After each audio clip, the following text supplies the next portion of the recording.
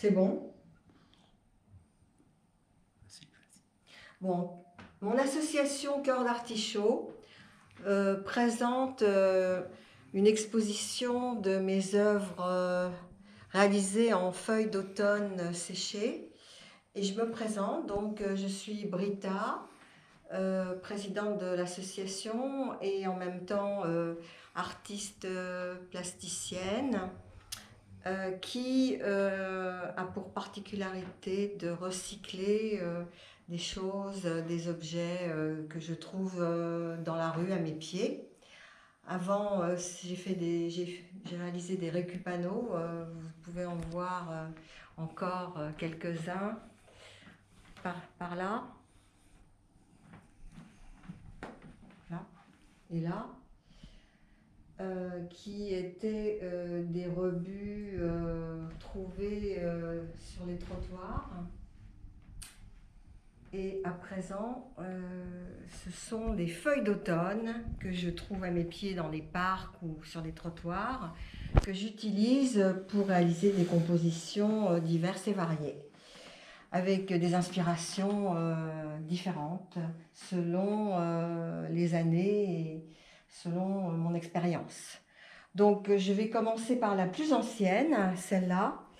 Alors celle-là, elle a été effectuée certainement au mois d'octobre 2020 et j'ai dû la rénover avec des feuilles de cette année parce qu'elle perdait de son lustre avec les feuilles qui se recroquevillent et qui perdent de leur couleur.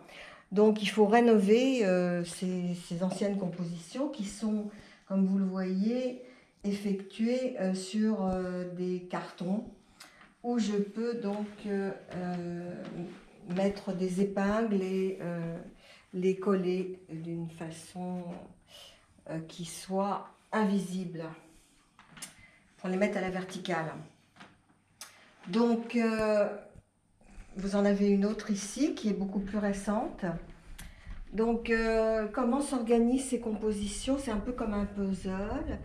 Il s'agit d'harmoniser les formes et les couleurs des feuilles que je ramasse sans savoir ce que ça va donner au départ, à la fin plutôt. Donc, j'essaye que les formes soient les plus diverses et les plus jolies possibles et les couleurs les plus variées possibles et je les assemble selon une harmonie que je trouve au fur et à mesure de mes recherches. Parfois, elles ne s'accordent pas entre elles et elles-mêmes ne restent pas ensemble. Elles se désolidarisent et je suis obligée d'en mettre d'autres.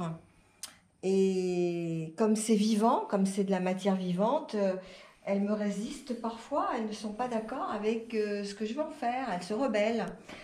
Et c'est ça qui est intéressant, c'est justement de maîtriser ces feuilles qui sont vivantes et de les adapter à mon support. C'est moi le maître, mais elles ont parfois le dernier mot. Donc évidemment, ce sont des harmonies de couleurs chaudes, enfin avec le vert. Mais bizarrement, il y a beaucoup moins de vert que de feuilles beige, dorées, roses, pourpres, même violacées. La couleur dominante étant évidemment le beige et le feu en automne. Alors, vous avez encore des compositions. Vous avez cette composition-là qui date de cette année. Vous voyez que les couleurs sont encore fraîches. Et ce qui m'intéresse sur un fond blanc, c'est sur les bords montrer une certaine découpage. Voilà, le découpage est très important sur les bords. Donc, il s'agit donc d'une sorte de puzzle, comme je dis, que les feuilles s'associent par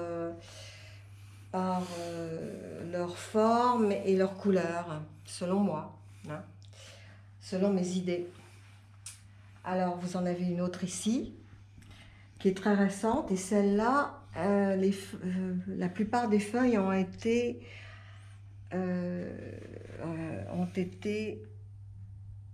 mises dans de la paraffine afin qu'elles gardent leur couleur et qu'elles restent beaucoup plus plates et moins fragiles. Ça les consolide énormément.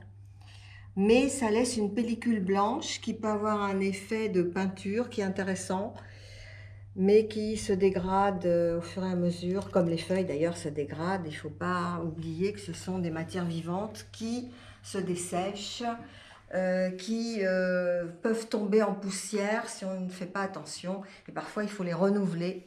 Il faut faire très attention et il faut les aplatir. Tous les jours, il faut mettre des poids dessus pour pas qu'elles se gondolent. Ah, c'est un travail difficile puisque la matière est vivante. Et c'est pas comme si c'était du papier comme on pourrait le croire ou du tissu. Non, non, ce sont des feuilles d'arbres qui vivent encore malgré tout, même sèches. Alors là, nous avons vu non, il y a encore une composition ici. Ce qui m'a intéressé, c'est le fond noir pour qu'elle se détache d'une manière différente.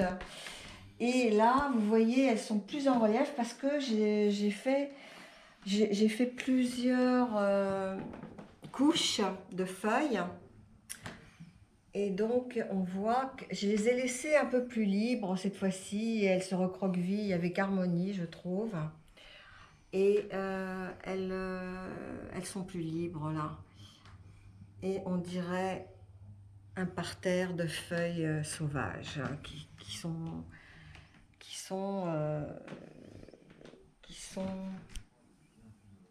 descendues, qui sont tombées sur le sol au gré du vent peut-être. Mais bon, moi j'y vois une harmonie, peut-être pas vous, mais moi j'ai pas fait ça n'importe comment. L'année dernière, j'ai réalisé cet ouvrage qui vous rappelle certainement un tableau, et pour la bonne raison que c'est une copie très libre de la ferme bretonne de Gauguin.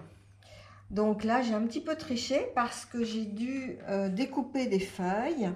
J'ai fait un fond de ciel et j'ai quand même peint les toits en rouge. Sinon, tout le reste est naturel. Et cette année, j'ai remis des feuilles pour figurer des arbres qui étaient vraiment très secs et uniformes, d'une couleur uniforme beigeasse.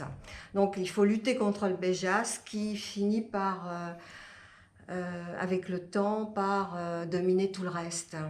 Et c'est ça qui est difficile. C'est pour ça que je suis peut-être une des seules personnes à faire des compositions avec des feuilles d'automne, parce qu'on sait très bien qu'elles vont perdre de leur lustre et de leur couleur au fur et à mesure du temps. Ensuite, je me suis attaquée à des portraits. Je me suis dit, allez, on fait du